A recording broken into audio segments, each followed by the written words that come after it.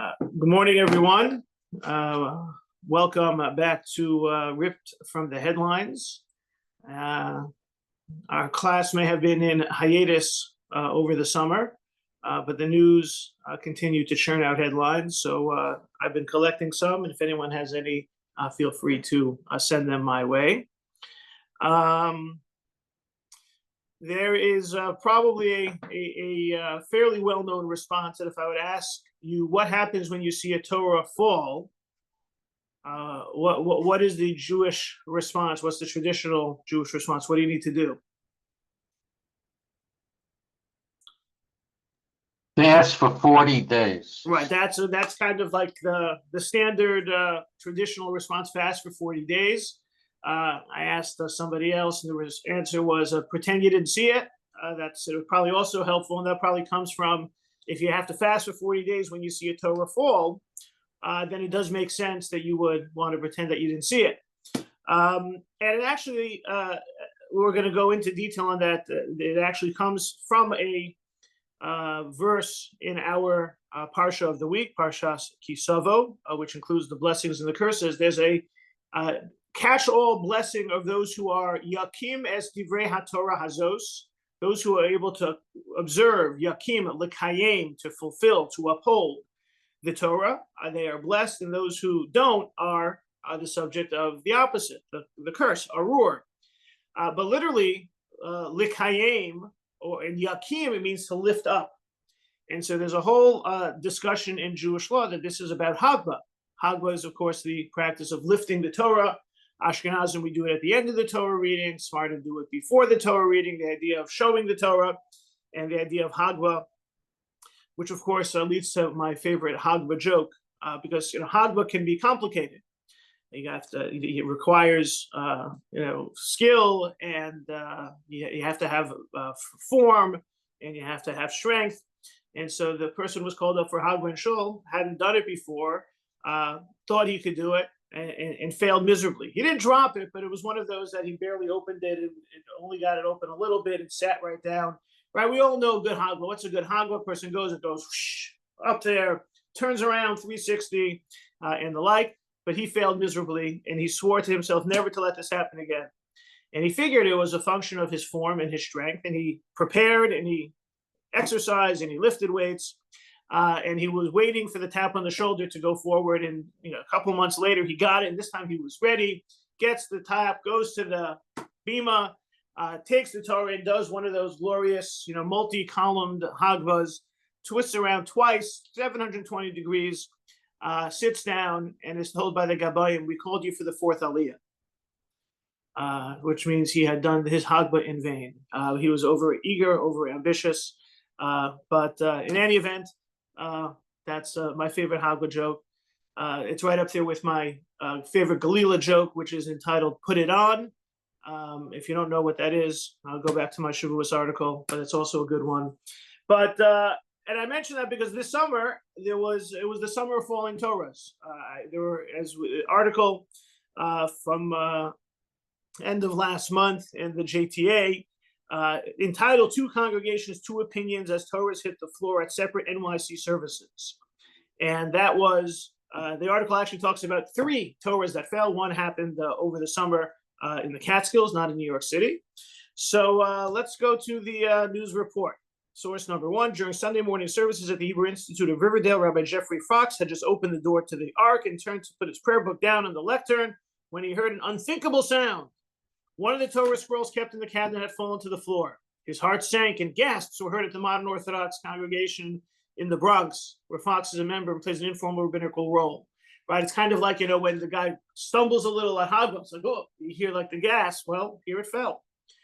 Tradition regards the dropping of a Torah scroll as such a dishonor that demands communal penance. Famously, though not compulsorily, some authorities say the dropper and witnesses should fast for at least a day, maybe 40. Hence Howard's comment. Meanwhile, just the day before, the same thing happened at Altshul, independent egalitarian minyan that meets in Congregation of Beth Elohim in Brooklyn. There, a Torah scroll fell out of the Ark during Saturday morning Shabbat services.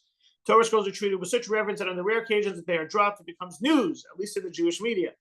For those with a superstitious bent, 2 such incidents in the same weekend are ominous signs. And like I said, there was another one that's mentioned that happened in the Catskills over the summer. So obviously, any type of disrespect for something religious is unfortunate. And when these types of things happen, ominous signs, we have to have some introspection and try and understand what this means for us. But how do we get to fasting for 40 days? It is absolutely no mention in the Talmud about fasting when the Torah dropped. There's no mention in the Code of Jewish Law that one should, right? So we're talking about really only, within the concept of religious practice that never became religious law. It's out there, but really, we don't really see much of it till the 16th century. So how do we get there, right? Sometimes we talk about how a bill becomes a law in social studies classes, how halacha develops. How did this practice become so entrenched and prominent that we see this as requiring the fairly significant response of fasting 40 days? So what we do have in the Talmud is what happens when a Torah scroll is burned.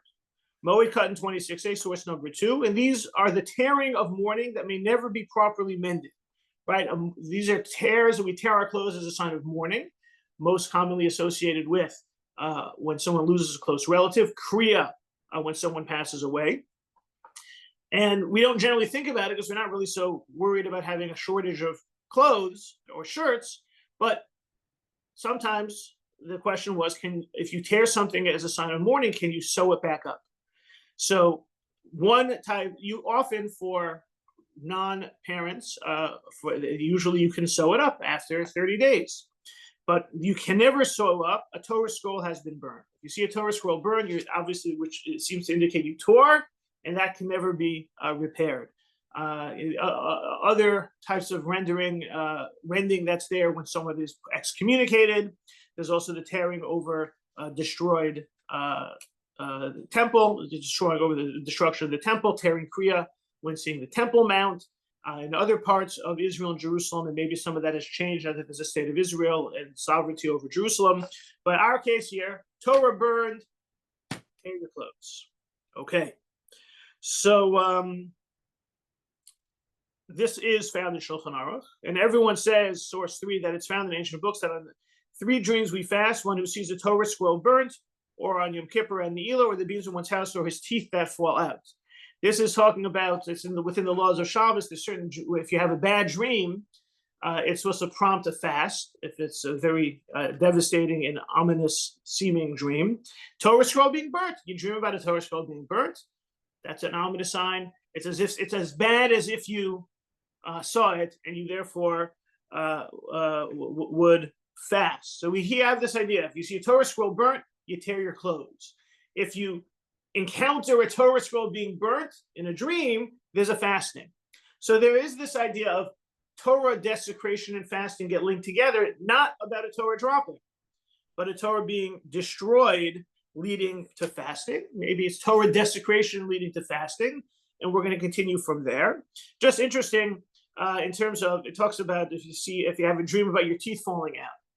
I don't know about you, but very often if I don't brush my teeth before going to sleep, sometimes that would be my dream. Could also be my wife's a dentist. It's always on my mind. I'm feeling a lot of pressure, in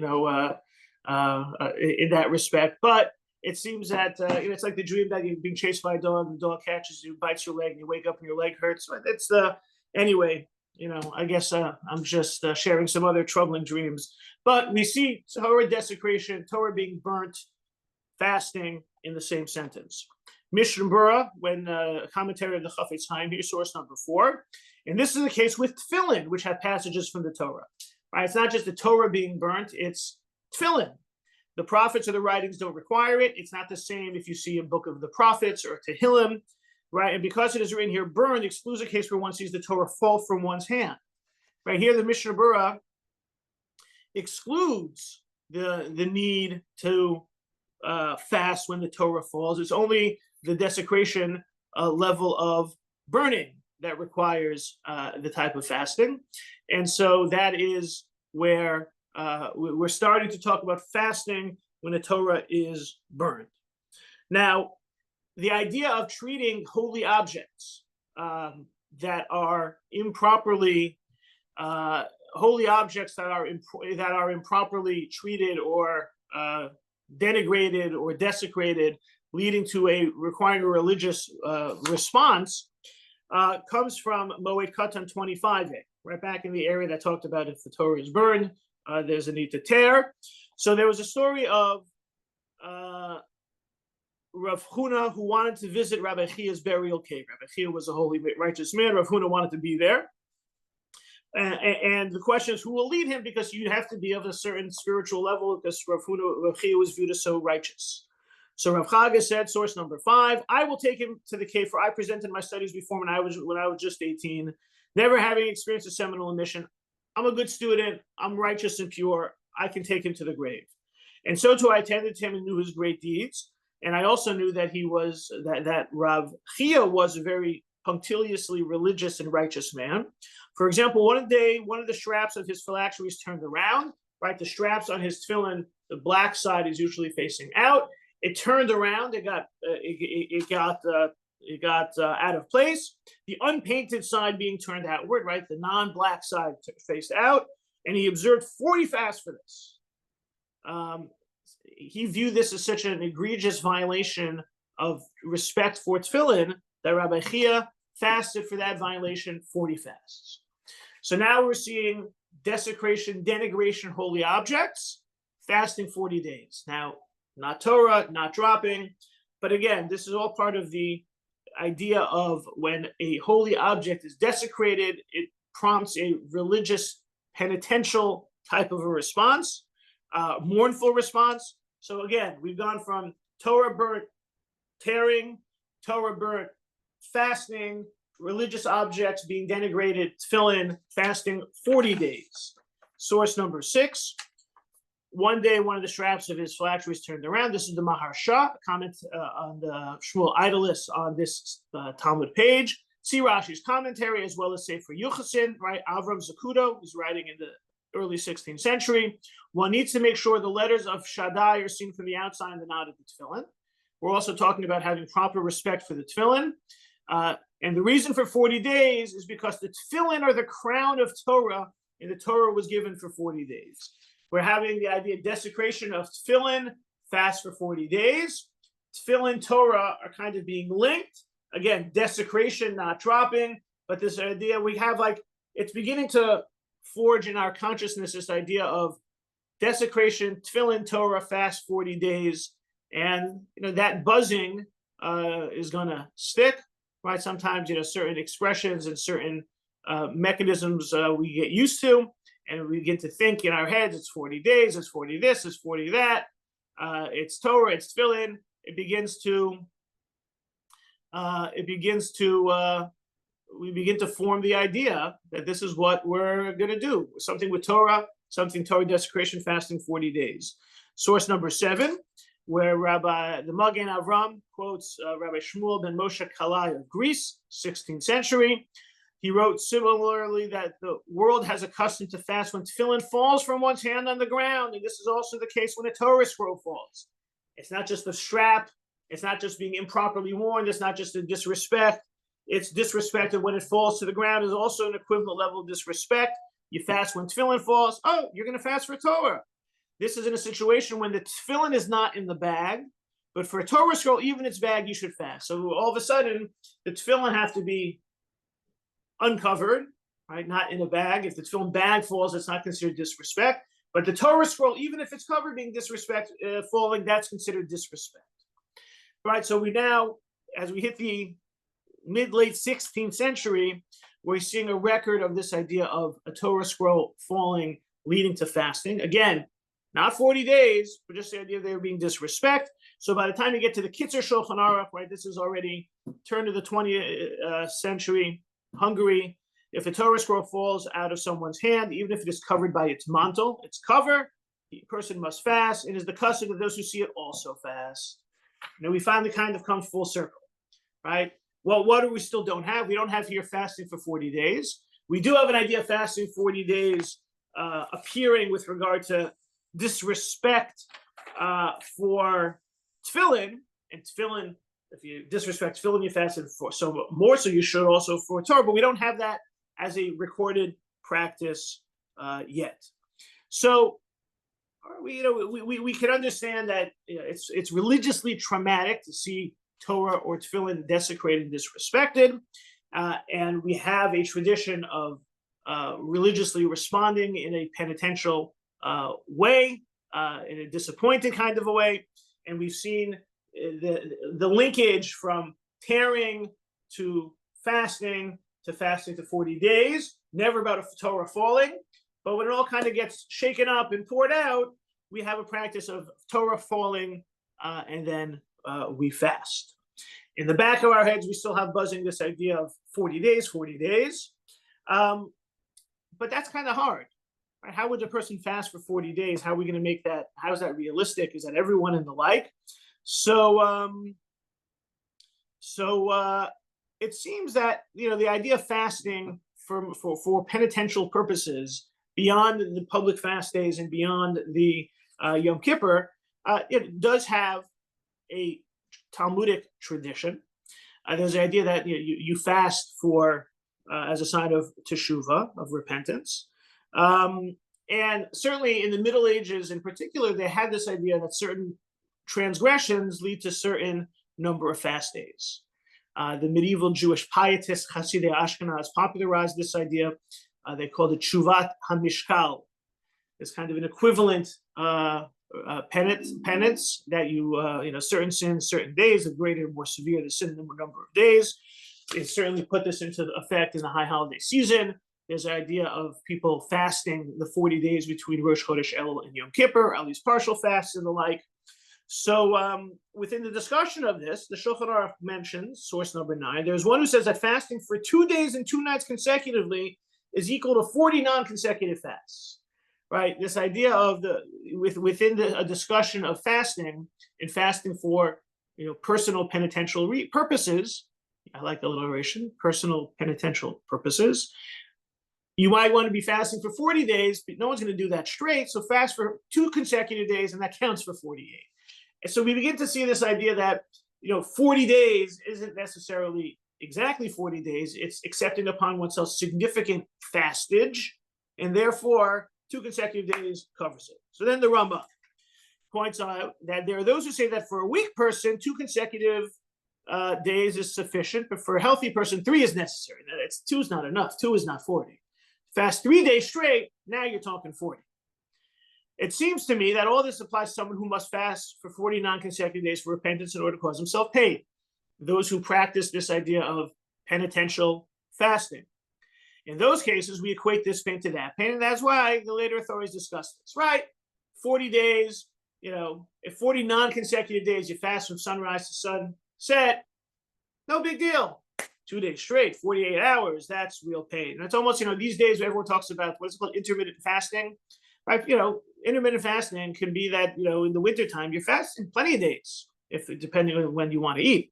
But there seems to be this idea that, fasting 40 non-consecutive days doesn't mean you're so tough. Fasting 2 or 3 consecutive days, if the idea is to feel some pain, right? As the expression goes in other realms, no pain, no gain. You want the gain of the penitence, then you need to feel a little bit more pain from the fasting. And so that's what's going on here. However, someone who took a vow, said they're going to fast 40 days, well, you can't just do it with 2 or 3 consecutive days. So leaving aside, why anyone would want to do this, we see this idea that the concept of fasting 40 days has a penitential purpose. And we also see that that purpose can be accomplished without actually fasting the 40 days. So just if we kind of bring this back to what Howard said at the beginning, Torah falls fast 40 days. Sounds like a lot. Okay, maybe the Jewish tradition views not one person fasting 40 consecutive days as accomplishing a similar penitential purpose. 40 non-consecutive days, maybe each 40 people fasting 1 day. But there is this idea of 40 days fasting having this penitential purpose, as well as that penitential purpose being accomplished without fully fasting 40 days. And when it comes to a Torah scroll falling, since there's no explicit directive in Jewish law in the Talmud or Halacha to fast, and since it is still, though, a painful religious experience having the Torah fall. When this was discussed in the 18th, 19th century about what to do, it was known that it was a fairly established custom to fast already. Right? We saw the idea being introduced of fasting for holy object desecration in the 16th century already emerge as a response. So Rabbi Chaim Yosef David Azulai, writing in the late 18th, 19th, in the early 19th century, was asked what to do when the Torah fell out of the ark. Right, and it fell, and it fell to the ground. Second line in the Hebrew, nafal la'aretz, u'me'ata shaul yishaluim hamdim sham ve'neim arosh nafal sefer chayav v'meim disanos. Person who dropped it, people who saw it, they have to fast. And he goes through that this is a custom, but at the end he says, Rav hamakom lefi ros einav yigzor v'yitaken kadesh yizharu la'asid v'akol lefi makomo v'shato. He said the rabbi of the place, it has to see what the response should be, know the community. Most importantly, try to make sure this doesn't happen again. So the Chida, he's known by the acronym of his name, Chaim Yosef David Azulai, points out that yes, there's a custom to fast, but how should that be implemented? The rabbi has to take stock of what's going on and find a way forward. And so remember, we saw at the very beginning, this happened in close proximity in the HIR in Riverdale and in the Altshul in Brooklyn. The leaders at the Altshul, source 11, they consulted Rabbi Ethan Tucker, who serves as the community's Marad Da'atra rabbinic authority. Remember, the Chida said Rav Hamakom, right? So they did. They asked the Rav Hamakom. Following his advice, the leadership announced a community fast day on Tuesday lasting from sunrise to sundown. They did a fast for everybody. A memo to the congregation also encouraged those who witnessed the incident and other members to give tzedakah and learn Torah in honor and repair of such an occurrence, right? Yigzor v'yitaken is exactly what the Chida was saying. There has to be some sort of improvement, a repair. This occurrence coincided with what was a lovely engagement celebration and other all-around spirited and special davening as a community. The email to community read, yesterday as we celebrate and today as we reckon and repair, we endeavor to focus on the blessings of our beautiful moments together while acknowledging the collective ordeal. Okay, that community, the rabbi that they consulted, the Rav Hamakom, did something and provided options and with the intent of yitaken, making this work better.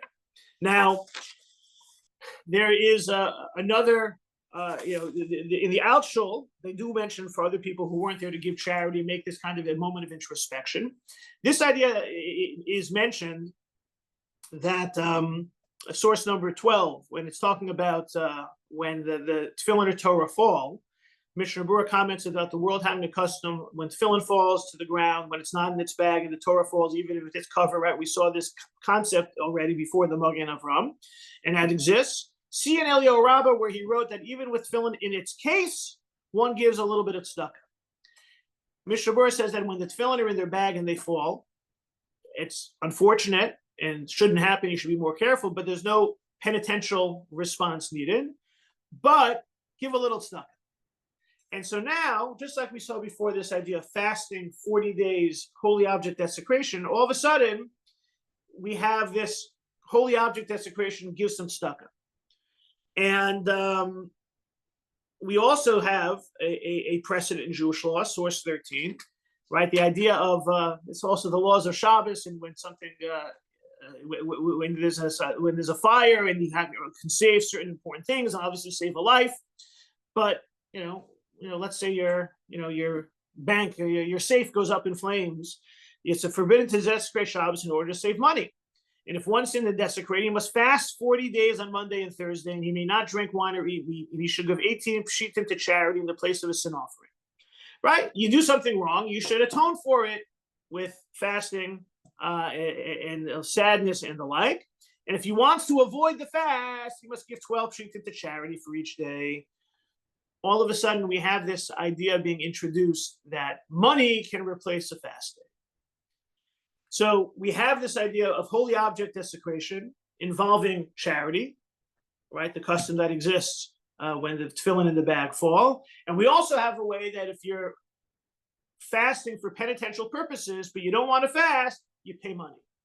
So you put one and one together, source 14. When this happened at HIR in Riverdale, Fox encouraged those in the room to give tzedakah or charity. Tzedakah was, and then I mentioned there was a third case. Tzedakah was the remedy when a Torah scroll fell out of an ark opened by the Vizhnitzer Rebbe of Monsey early this summer. Following the incident in Nyack, the Rebbe didn't proclaim a special fast, but instructed the congregation to remember the incident during the annual fast on Shiva Asar B'Tammuz and to give to charity. It happened right before, so he says, look, we're fasting the next day anyway, or a couple of days later anyway. We're going to fast, have it in mind, give charity. So we have another response, another introspective penitential response, charity, which can take the place of fasting. And so you have, again, you have these are all out there responses, penitential, introspective responses to seeing holy objects desecrated. And we have Torah desecration, tefillin desecration, Torah dropping, tefillin dropping, fasting, 40-day fasting, charity giving. It all comes together trying to find an appropriate restorative, reparative response to the Torah scroll falling. And we saw one community asked the rabbinic advisor for advice and came up with some suggestions, just like the Chida articulates. You had more fasting responses, you had more charitable responses, the idea of trying to move a community forward. Now, part of this, to understand the religious feeling response in terms of what's going on. Like, what is this? Is this that, we're sad to see this happen? Is it really at a certain level? Is it a knas? Is it a punishment? Is it, just like if you sin, you bring a sacrifice and the like. So there's an interesting observation made by Rabbi Eliezer Yehuda Waldenberg. He's the Tzitz Eliezer. This is, his response. He has a very large article about this subject, really quotes everything and kind of raises every single possibility. And he wants to know, source 15, Ma hadin besuma shehirgish b'chush hashema shenaflu tefillin o sefer Torah chayv lisanos. Right, like the title of the class. If the tefillin, if the Torah falls, doesn't make a sound. Let's say the blind person doesn't see it happen, but hears that it happened. Right? Do you have to fast? Is this the witnessing of the desecration itself? Remember, it's all started by one who sees the Torah scroll burn. Here the Torah scroll is falling. Do you have to see it? Can you hear it? What if you only hear the gasp of everyone? Or let's say you're in the building and someone tells you afterwards.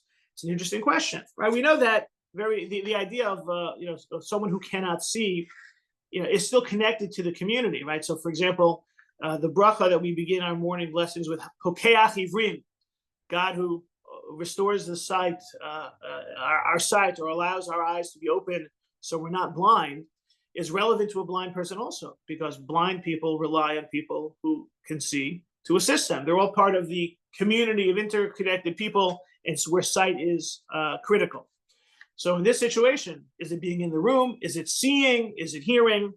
So he has a discussion and raises different situations that it brings a situation of someone with regard to other types of desecrations, and says no, it's not hearing it from someone else doesn't include you. But he says that we can see, in other situations, She'im hasuma, third line in the bold, Hirgish ba'atzmo b'tfilas hatfilin o sefer Torah chayav lisanos. Hirgish, regesh. If the blind person feels it, if the blind person emotionally experiences what's going on. But he concludes at the end of the day, a lot of this is custom anyway. Because even if a person sees the Torah falling, it's not so direct that you have to fast. And people who do fast, that's one thing. But if you're in a room and the Torah falls and the people are fasting, and we can't obligate someone who doesn't see it to fast. No one's obligated in the first place, as he says. Right? It all depends on what's going on, and so certainly if a blind person is in the room and understands and witnesses and feels the collective shudder of the Torah falling, it needs a religious response, but it doesn't have to necessarily be fasting, because technically nobody has to fast. But it's just the idea that one being part of the experience by the emotional feeling that's part of it as well, and that it's not only about the specific thud or drop or witness. There's a need for some level of introspection, some level of penitence required.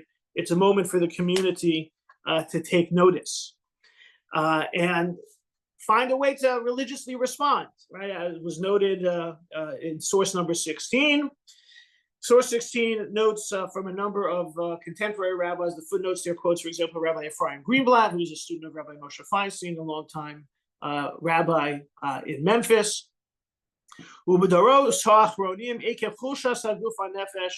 These days, people are not as strong. There's a certain weakness.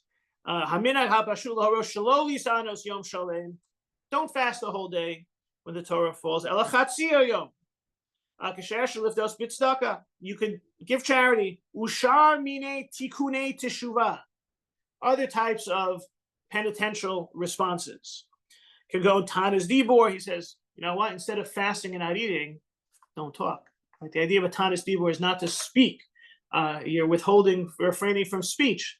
That's your talk is fasting. Some people have that practice on Yom Kippur. Could go Hosif B'limud Torah, learn a little extra Torah. Hosif B'shmira al Kedushas Tefillin. Be more careful. Find a way of making the tefillin more secure. V'limud Hilchos Tefillin, or study the laws of tefillin. Ukayotze bazel lefi ra'os einei hamora. Let the guide of the community, find ways to make this a teachable, meaningful, religiously uplifting moment. That's what you should try to do. Just look at the very last line on the page. HIR is also responding in less lofty ways to Sunday's incident. The synagogue is looking to attach seatbelts to keep the Torah in place, right? Figure out what the mechanics of the ark are to make sure that this does not happen again. So it's about finding ways to move forward. And as Stephen Exler, who's the rabbi at the HIR, Rabbi Fox was at the service where it happened, and he thought to give charity was the response. Then he consulted with Rabbi Exler, who said, use the accident to teach a lesson from the Torah itself. Fox returned to the chapel to offer a sermon on individual and communal responsibility. On Rosh Chodesh Elul, the beginning of the Hebrew month that ushers in a period of introspection preceding the High Holy Days. The symbolism of the Torah falling on the floor on the last day of the first day of Rosh Chodesh Elul is powerful, scary, and jarring. I sense a gap between the Torah that is being taught out there in the world and the Torah that this generation truly needs, right? A falling Torah, an insecure Torah, almost like the Torah has been dropped. I pray that I might be a small part of picking up the Torah and bringing that sorely needed spark into the world. The idea that the moment is jarring and religiously powerful in a negative sense. How do we turn it into something more powerful? Especially, we're going to have a couple of fast days coming up, but we had Shiva Tammuz and Tisha B'Av in the summer. We have Tzom Gedalia after Rosh Hashanah. Yom Kippur obviously is a different kind of fast, but I always feel it's important to remind people that on a fast day, everyone is fasting. They think it's all about fasting, but technically speaking, if you fast, if all you do is fast, you're going to make money on a fast day because you're not going to spend money on the food that you normally would eat. And so on fast days, it's important to give to charity as much as you would normally spend on food for the day. And, people very often give $1 a day to charity or $1 each service or something like that. On a fast day, you should be giving, $10, $20, depending on your taste. If you have expensive taste, you should give more so that the fasting, that religious activity doesn't, go with a profit of not having spent the money. So we have to, we should be more attentive to the purpose, right? That's what we say, with on the Yom Kippur Haftorah. It's not about the fasting; it's about the religious progress and the steps taken and the like. And so, the idea of the Torah's falling, watching it or hearing it is one thing, but the experience is meant to lead to some level of seeking a way to restore, repair, advance. And we see that throughout some of the Talmudic sources, the idea of mourning and responding religiously to a desecration of a Torah gets connected to tefillin and disrespect and fasting and 40-day fasting and fasting a few days is like 40 days and charity is instead. It all comes together. So we can understand why the lore is to fast for 40 days when a Torah is dropped. The law being a little bit different. Certainly encouraging some response, and some responses being more strongly entrenched over the generations, so that we really do see the idea that if a Torah falls, one should fast. How that gets implemented and how that gets applied to those witnessing or hearing it or experiencing it, ultimately the goal is to lead to a more elevating experience for all those, whether witnessing it or involved or hearing about it. And, that's why I think that it's kind of it's similarly to the way that Rabbi Fox intoned in his remarks after the Torah fell in his service, the idea that there's something that's incomplete or fallen that requires standing up, and similar to what we'll read in the Parsha, that all of us should be participating to likayem es divrei Torahs, to make the Torah's words more upstanding, relevant, and a positive influence on all. And so I think the Torah's falling does make a sound, because it calls to us and reverberates towards us to find ways to be more religiously responsive and inspiring and uplifting, especially in this season of Elul. Happy to take questions, comments, or reactions.